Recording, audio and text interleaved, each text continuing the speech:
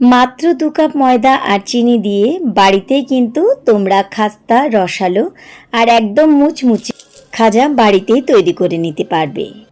আর সামনেই তো রথযাত্রা। রথযাত্রার দিনে পুরীর এই বিখ্যাত খাজা কম বেশি প্রত্যেকের বাড়িতেই তৈরি হয়। তাই এই রেসিপি ফলো করে যদি তোমরা বাড়িতে একবার হলেও এই খাজা বানাও, খাজা হবে একদম খাস্তা, মুচমুচে, রসালো আর প্রত্যেকটা লেয়ার কিন্তু সুন্দরভাবে খুলবে। মনেই হবে না যে প্রথমবারই তোমরা এভাবে খাজা বানিয়েছো। তো চলো দেরি না করে শুরু করি আজকের রেসিপি। খাজা বানানোর জন্য সবার প্রথমে একটা বাটিতে আমি নিয়ে নিচ্ছি 2 কাপ ময়দা। আর খাজা বানানোর জন্য কিন্তু আটা দিয়ে ভালো হবে না, এটা কিন্তু বানাতে হলে ময়দা দিয়ে বানাতে হবে। তাই এখানে পরিমাণটা তোমরা বেশি কম যেমন বানাতে চাইছো সেভাবে ময়দা এখানে নিয়ে নেবে। আমি এখানে 2 কাপ ময়দা নিয়েছি। এবার স্বাদ মতন 2 কাপ ময়দার জন্য দিয়ে দিচ্ছি এখানে 1 চামচ নুন, সাথে দিচ্ছি 2 টেবিল চামচ ঘি। ঘি দিয়ে বানালে ময়ামটা খুব ভালো হবে, যতটা খাস্তা হবে তেমন কিন্তু রসে দেওয়ার অনেকক্ষণ কিন্তু এটা মুচমুচে থাকবে। এখানে তোমরা চাইলে হাফ ঘি হাফ তেল দিয়েও ময়ামটা দিতে পারো, তবে ময়ামটা আমাদের কিন্তু খুব ভালো লাগবে। ময়াম যত ভালো হবে, তুমি পরিমাণে যত খুশি বাড়াও। কিভাবে ময়াম বুঝবে আমি বলে দিচ্ছি। এতে পরিমাণে তোমরা যত বেশি বাড়াও, ময়াম যদি ঠিক থাকে তাহলে কিন্তু প্রত্যেকটা খাজা মুচমুচে হবে। দেখো খুব ভালোভাবে ঘি নুনের সাথে আমি একটুখানি মাখিয়ে নিলাম। নিয়ে এভাবে মুঠো করব। যদি মুঠোর মধ্যে এরকম দেখো দলা বেঁধে যায় তাহলে বুঝবে ময়াম খুব ভালো তৈরি হয়েছে। আর যদি না হয় তখন কিন্তু তেল বা ঘি আর একটু মিশিয়ে নিতে পারো। এবার দিয়ে দিচ্ছি জল। জল একটু করে ঢেলে আমাদের কিন্তু এই ময়দার ডো মাখতে হবে। যেমন আমি এখানে মেখেছি, তো ময়দা আমার এখানে মাখা হয়ে গেছে। 2 কাপ ময়দা মাখতে কিন্তু আমার 1 কাপ জল লাগেনি। কতটা জল লেগেছে দেখালাম। এবার ঢাকা দিয়ে কিছুক্ষণের জন্য রেস্টে রেখে দিচ্ছি। এর ফাঁকে চলো চিনির শিরাটা বানিয়ে নিই। চিনির শিরা বানানোর জন্য আমি ফ্রাই প্যানে নিয়েছি 1/4 কাপ চিনি আর এর মধ্যে দিয়ে দিচ্ছি 1.5 কাপ জল। 2 কাপ ময়দা দিয়ে যদি বানাও তাহলে এই মাপটাই রাখবে, তাহলে কিন্তু খাজাগুলো একদম পারফেক্ট মিষ্টি হবে। এবার আমি গ্যাস ওভেন ধরিয়ে দিয়ে ভালোভাবে চিনির শিরাটাকে বানিয়ে নিচ্ছি। আজকে কিন্তু খাজার ক্ষেত্রে আমাদের চিনির শিরা একটু ঘন লাগবে। 1 তার 2 তারে না হলেও কিন্তু আমাদের চিনির শিরাটা ঘন লাগবে। তাই ভালোভাবে আমি একটু দেখিয়ে দিচ্ছি। চিনির শিরা কিন্তু আমাদের ঘন লাগবে। দেখো কতটা গাঢ় হয়েছে, হাতের মধ্যে কেমন চিপচিপ ভাবে লাগছে। ঠিক এরকম কিন্তু আমাদের ঘন শিরা তৈরি করতে হবে। তো চিনির শিরা আমার এখানে রেডি হয়ে গেছে। এটা যেন পুরো একদম আঠালো না হয়ে যায়, সেজন্য এর মধ্যে আমি একটুখানি লেবুর রস চিপে দিচ্ছি। এতে শিরা ঘন থাকবে কিন্তু চিপচিপাভাবে একদম আঠার মতো বসবে না।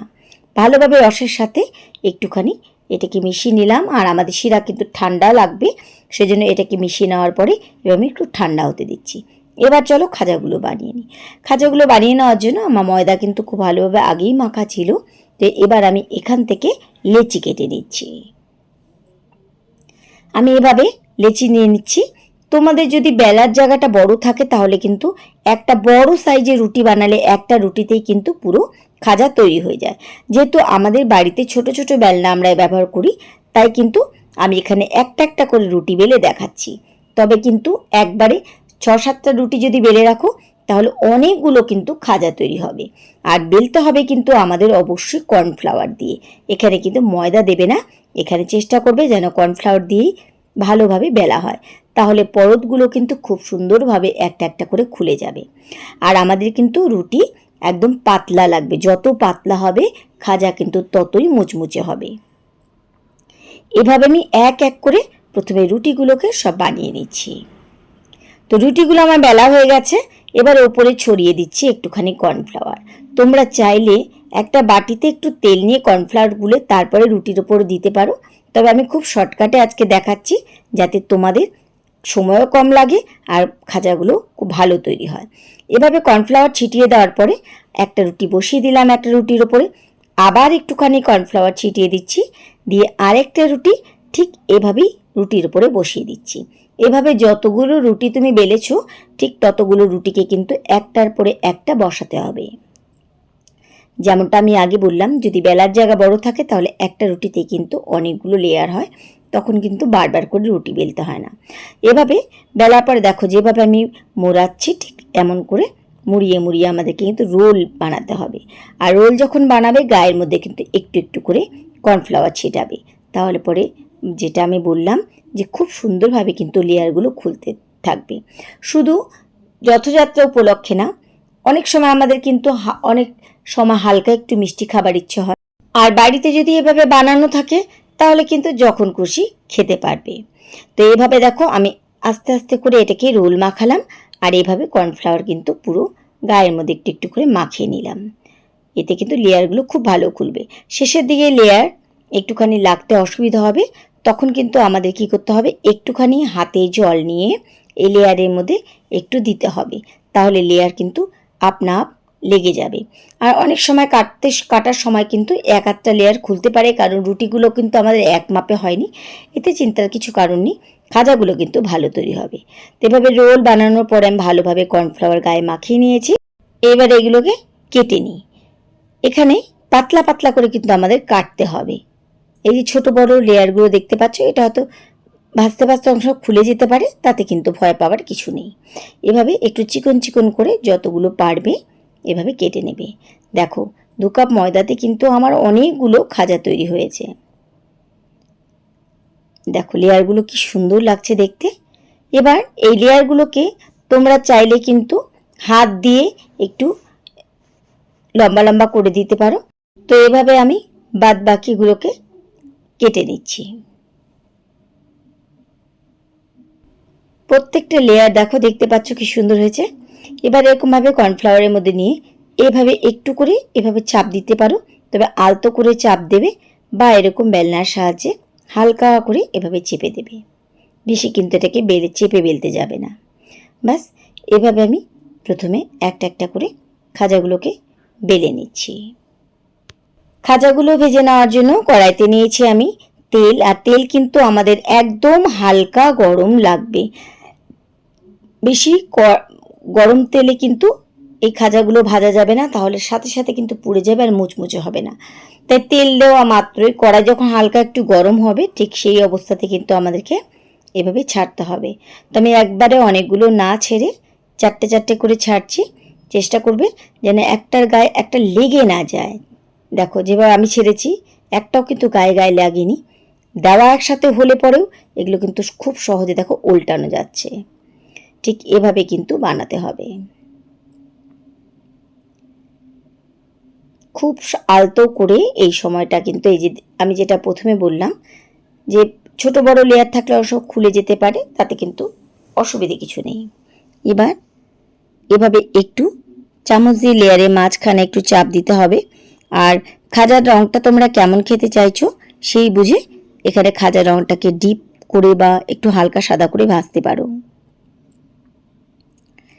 এভাবে দেখো খাজাগুলো আস্তে আস্তে কেমন খুলে যাচ্ছে, আর এভাবে একটুখানি চামচ দিয়ে ধরলে এগুলো নিজে থেকে কিন্তু সুন্দরভাবে খুলে যাচ্ছে। দেখো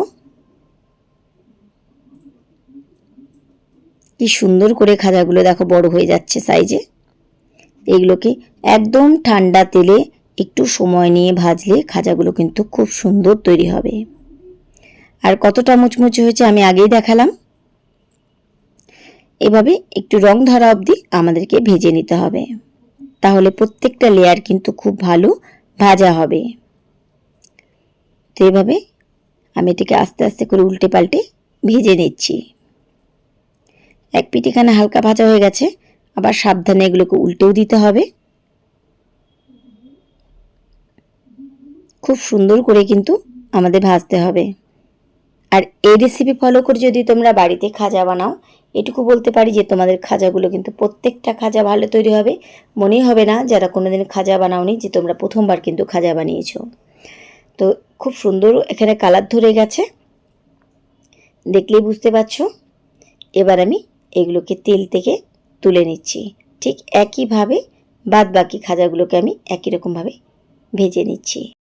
একবার দুবার বানাতে বানাতে কিন্তু এই খাজাগুলো খুব সুন্দরভাবে হাতে সেট হয়ে যাবে, তখন কিন্তু নিজেরাই খুব ভালো বানাতে পারবে। তুমি যত খুশি খাজা বানাও, খালি খেয়াল রাখবে ময়ামটা যেন খুব ভালো হয়। ময়াম যত ভালো তৈরি হবে তত কিন্তু খাজাগুলো ভালো তৈরি হবে। দেখো প্রত্যেকটা লেয়ার কি সুন্দরভাবে খুলেছে। আর খাজা কিন্তু আমাদের এখন ঠান্ডা করে নিতে হবে, গরম খাজা কিন্তু রসে দেওয়া যাবে না। আমাদের রসও ঠান্ডা লাগবে, খাজাও কিন্তু ঠান্ডা লাগবে। খুব সুন্দরভাবে কিন্তু আমার এখানে খাজাগুলো ভাজা হয়েছে। চলো এবার এই খাজাগুলোকে রসে দিই। একটা খাজা আমি দেখাচ্ছি কতটা মুচমুচে হয়েছে, দেখো। ভাজা দেখলে তো বুঝতেই পারছো।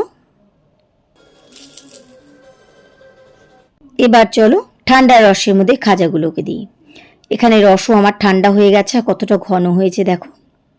এবার আমি একটা একটা করে এই রসের মধ্যে দেব, দিয়ে কিন্তু ঠিক 1 থেকে 1.5 মিনিটের মতন দু পিঠে একটু রস লাগিয়ে রাখবো। এটা কিন্তু রসে ফেলে অনেকক্ষণ রাখবে না, এভাবে রস একটু চামচে করে দু পিঠে ভালোভাবে দেবে, যেন প্রত্যেকটা লেয়ারের মাঝে মাঝে রস ভালোভাবে ঢুকে যায়। এভাবে উল্টে পাল্টে আমি ভালোভাবে লেয়ারের মাঝে মাঝে রসগুলোকে দিয়ে দিচ্ছি। রস দেওয়া হওয়ার সাথে সাথে কিন্তু রস থেকে এগুলোকে তুলে নিতে হবে। এবার আমি একটা স্ট্রেনারে এই রসগুলোকে তুলে নিচ্ছি। একটু রসটা ঝরে যাবে, এই খাজাগুলো কিন্তু এরকমই মুচমুচে থাকবে। তো এইভাবে আমি সবগুলোকে রসের মধ্যে দিয়ে দিচ্ছি। তৈরি হয়ে গেল রথযাত্রা উপলক্ষে আমাদের খাজা। আশা করি আমার এই আজকের খাজার রেসিপি তোমাদের কাছে ভালো লেগেছে। রেসিপি ভালো লাগলে বরাবরের মতো কিন্তু লাইক শেয়ার করতে ভুলো না। তাহলে আজকের মতো সবাইকে ধন্যবাদ জানিয়ে এখানেই বিদায় নিচ্ছি। ফিরে আসবো আবার অন্য কোনো রেসিপির সাথে অন্য কোনো দিন। সেই পর্যন্ত সবাই খুব ভালো থেকো, সুস্থ থেকো।